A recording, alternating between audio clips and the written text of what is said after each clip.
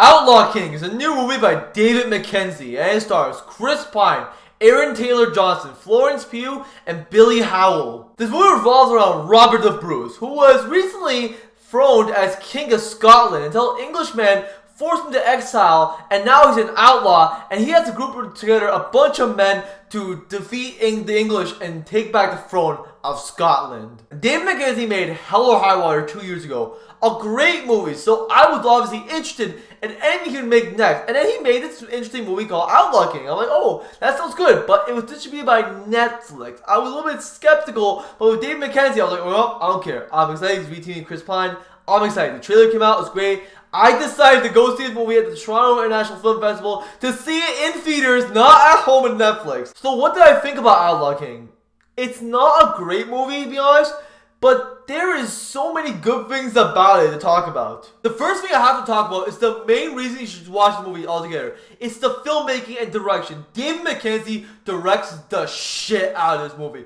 This direction is so impressive. Like, he just does a lot of the movie, elevates everything, just does it. It's so good, I'm telling you. And he has this two things I want to talk about. He has this documentary style where it's just you feel like you're more in the action and everything. It makes you feel weird from medieval times, but it actually draws you more into the action and everything going on, and you feel like you're actually there, which is really impressive. But not just that, this movie opens with an 8-minute long take, and it's so good. I'm telling you, it's incredible. It goes like different locations and everything, and I'm just watching, I'm like, how the hell did David Mackenzie do this? It's super impressive. It's not just the direction that's great, it's also the production design, the costume work really sucks you into this time period and makes you feel like you're there. It's all great work. The cinematography is gorgeous. It has so many lush and beautiful shots. It's a dark color palette, but it's supposed to accompany the feeling of the movie, this dark and brutal story. And there's so many scenes also shot with natural lighting, and I'm telling you, Mackenzie set out to make this medieval epic, and he delivered in spades. The performance is also great. First off is Chris Pine as Robert the Bruce. He has a Scottish accent.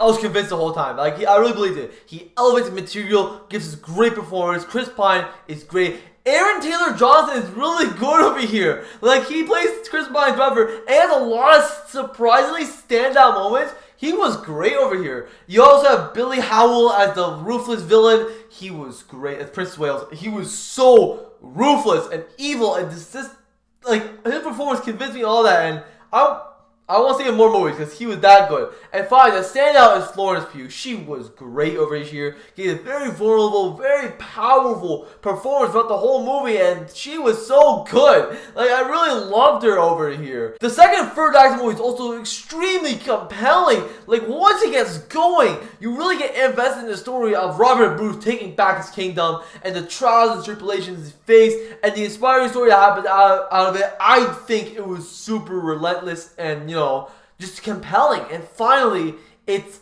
the battle sequence that you talk about. This movie is brutal. You feel all the blood and the kicks and the slashes and everything. It's a grand medieval epic that just the action scenes are so good. It's very criminal that very few people are going to be able to see this in the theater because it's going to be going to Netflix in 2 months. Like, that's the downside.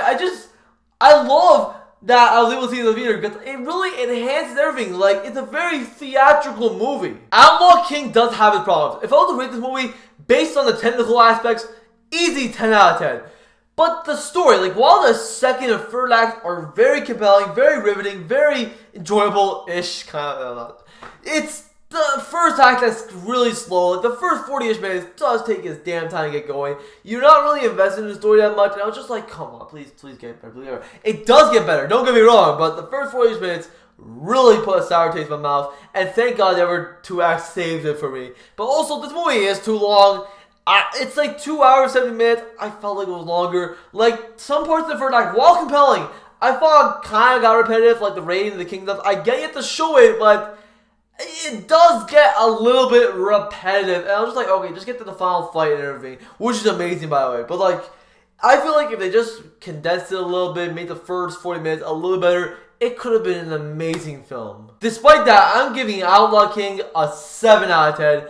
I really like this movie, and I'd say watch it just for the filmmaking alone is a technical marvel by David Mackenzie. I'm looking forward to rewatching this in 2 months on Netflix because it's pretty good. Alright guys, thank you guys for watching this video. If you guys enjoyed that video, please give me a like, favorite, and subscribe. Click on the notification bell for alerts and brand new videos. Comment below, tell you guys follow the videos so you can encourage me to make way more videos in the future. Anyways guys, I'll see you guys in the next video.